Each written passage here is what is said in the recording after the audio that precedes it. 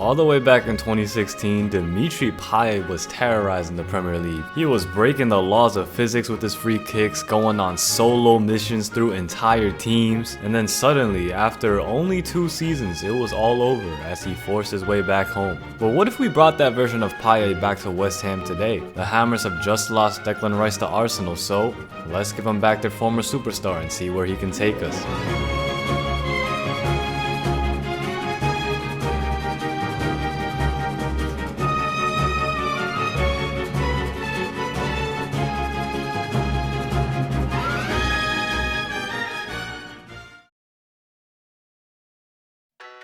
Payet was by far the best player in the squad in the beginning, the next best being Paqueta at 4 overalls lower. So I was looking to bring up the average, and first position I targeted was left back Aaron Cresswell. I'm sorry, but you just cannot be having 60 pace as a fullback in FIFA, so I bought the much faster and better Alfonso Pedraza for 15.5 mil. Next, I wanted a new star striker because we had 3 different ones and none of them could score. And for that, I spent some of that Rice money and signed Enes Unal for 35 big ones. Then finally, I just wanted a little midfield depth, so the 21-year-old talented Enzo Loyodice came through for a bargain 7.5 mil.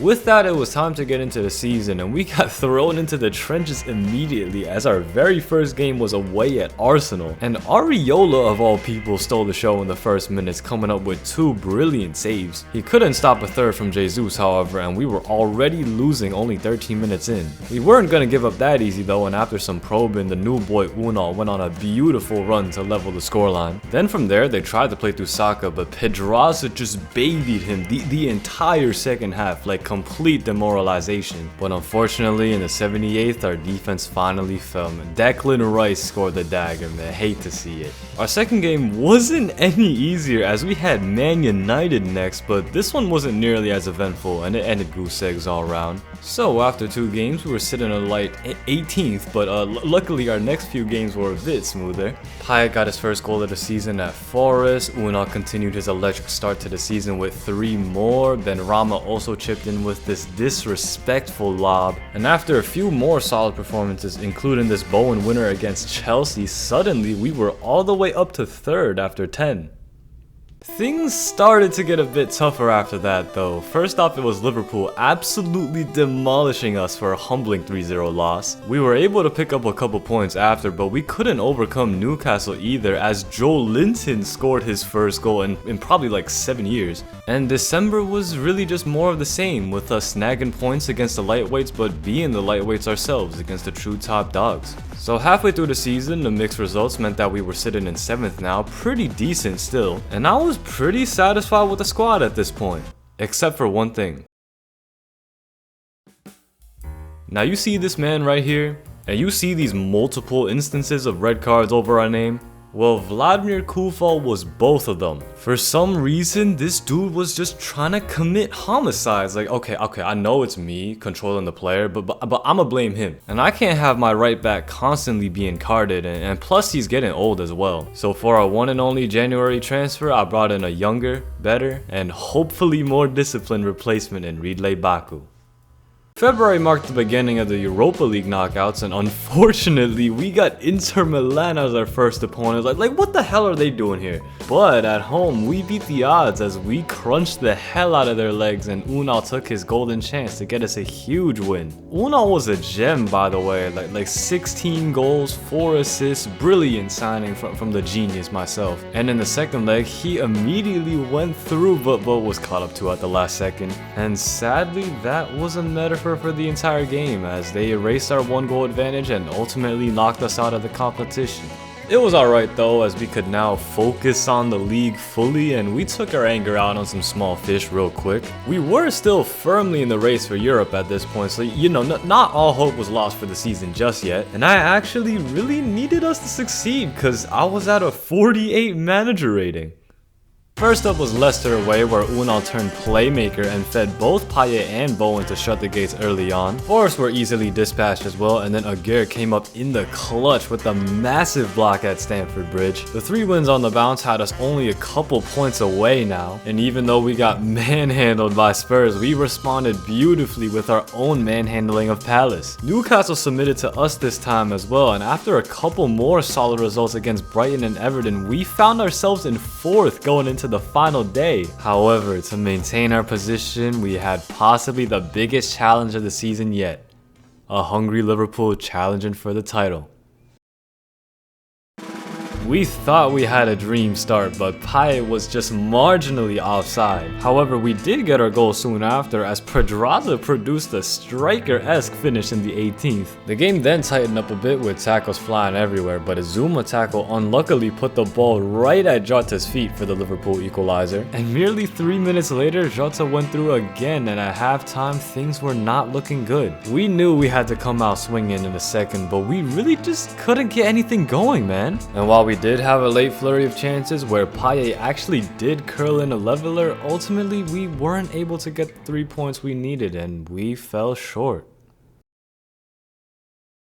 Payet was still one of the best in the world first season back, 19 goals, 22 assists, absolute superstar. It was Unal though who led us in scoring 24-8, and Bowen also put up a huge season 20-5 for the lad. Here was the squad end of season 1, Payet up to 88 and other good growth as well. Kind of bittersweet end to the season, but overall 5th place was still a very good result, and it was a very good building point to take into season 2. I sold Lucas Paqueta. Now I know he's 84, he's a Brazil starter, but he plays cam. Payet also plays cam.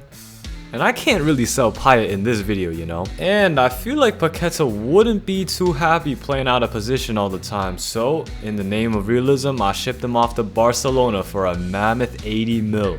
That gave us a war chest of cash to play with, and first position I targeted was the left wing. Then Rama's alright, you know, like he's got some flair to him, but he's just not top 6, top 4 quality. So for the upgrade, I went for the polarizing but exciting Christian Pulisic, 50 mil on Chelsea's heads. Then despite Areola being a really good keeper the past season, he'd unfortunately reached the magical age of 30 where all FIFA players start to decompose. Therefore, I spent 36 mil on a younger and better replacement in Alban Lafont. And finally, for the center mid replacement, I wanted a more box-to-box well-rounded midfielder. And after a lengthy scouting mission, I ended up going for the son of a legend. Kefren Thuram came through from Nice for a steal of a deal, 40 mil. The first games of the season this time were much easier than Arsenal and United, with us racking up a quick 9 points from our first 3 matches. Then our first real test of the season was against the Red Devils, and unlike last season, we aced the hell out of it through some huge defensive plays and 2 clinical finishes from Souček and Bowen. The Europa League was going smoothly as well, just absolutely dogging these peasants from like Romania or something. And after a few more results over some smaller teams, we'd gotten off to another extremely good start.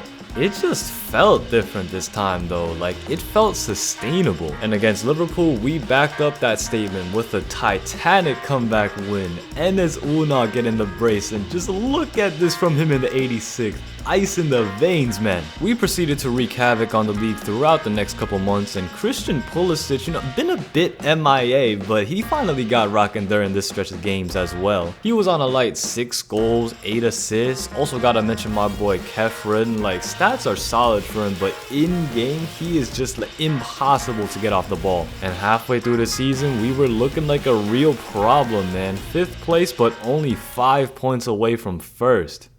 Safe to say I was satisfied with the squad for real this time. So yeah, no winter window activity, just work through some more games in that. Man City did come and humble the hell out of us in February. Like, I don't know what happened in this game. Everything we touched just turned to trash. But come March, my attention switched to the Europa League knockouts, where we did not get Inter Milan this time, thank God.